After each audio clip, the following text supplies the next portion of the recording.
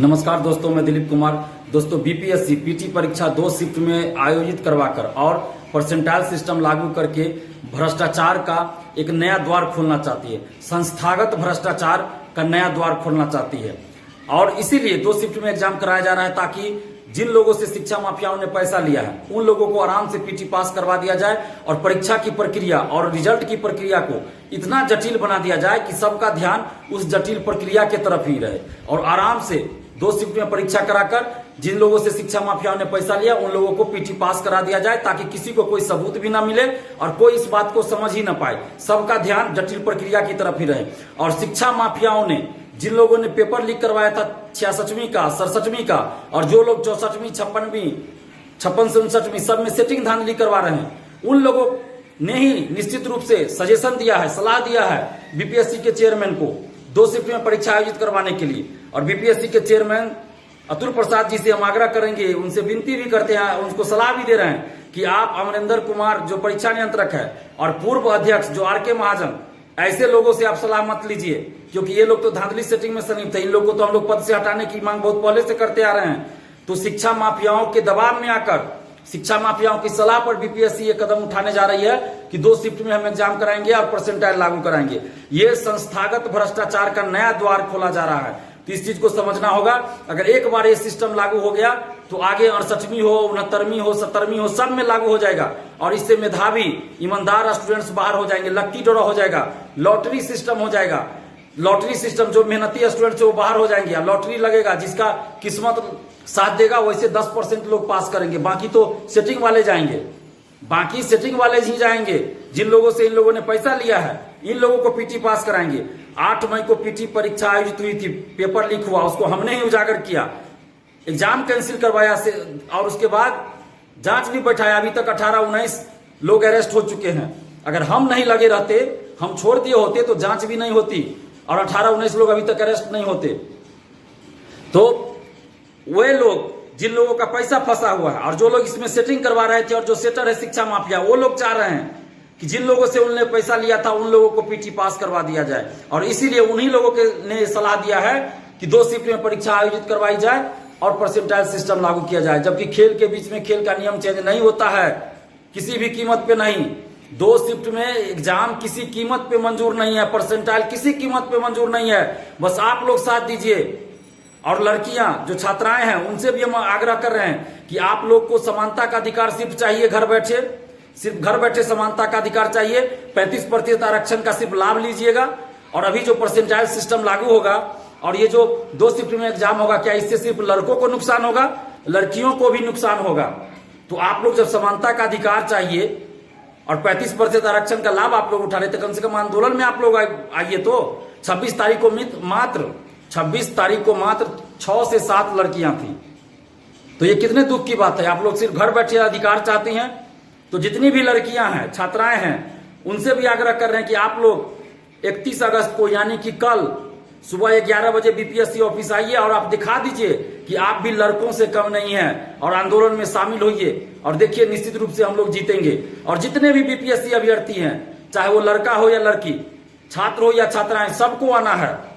आप सबसे हम आग्रह कर रहे हैं कि सभी लोग कल 31 अगस्त को सुबह 11 बजे आइए और संख्या बल दिखानी है। क्योंकि अध्यक्ष महोदय ने पिछली बार कहा कि संख्या आपकी बहुत कम है, तो इस बार एकदम संख्या दिखा दीजिए और बीपीएससी के चेयरमैन को मजबूर कर दीजिए कि वो 1 शिफ्ट में ही एग्जाम ले। क्योंकि 2 शिफ्ट में एग्जाम और परसेंटाइल किसी कीमत पे मंजूर नहीं करेंगे, बिल्कुल एक्सेप्ट नहीं करेंगे। जो करना होगा करेंगे, हर कदम उठाएंगे लोकतांत्रिक ढंग से, लेकिन 2 शिफ्ट में एग्जाम और परसेंटाइल कभी मंजूर नहीं करेंगे।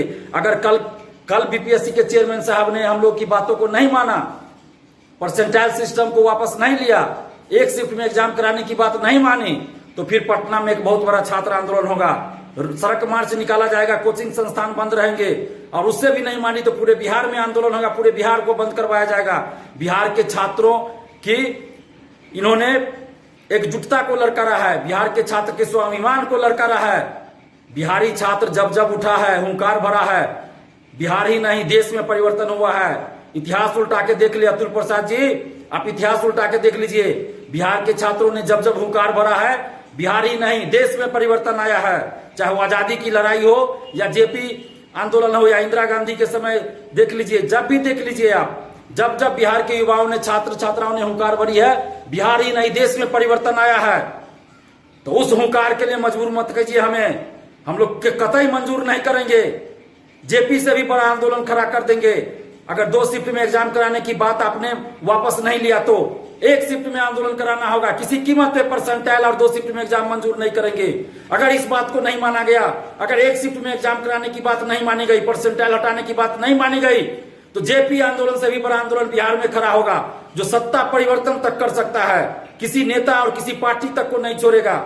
बिहार के छात्र को ललकारना बंद कीजिए। बार बार आप लोग, बार बार हम चेतावनी दे रहे हैं, चाहे कोई भी पॉलिटिकल पार्टी हो, बिहार के छात्रों के साथ नाइंसाफी करना बंद कर दीजिए। और बीपीएससी के चेयरमैन साहब, आपको हम अच्छा आदमी समझे थे, आपकी तारीफ भी हमने बहुत बार किया है। आप सुधारों की बात कर रहे थे, हम उनका स्वागत करते हैं, लेकिन परसेंटाइल सिस्टम और 2 शिफ्ट में एग्जाम को कतई मंजूर नहीं करेंगे।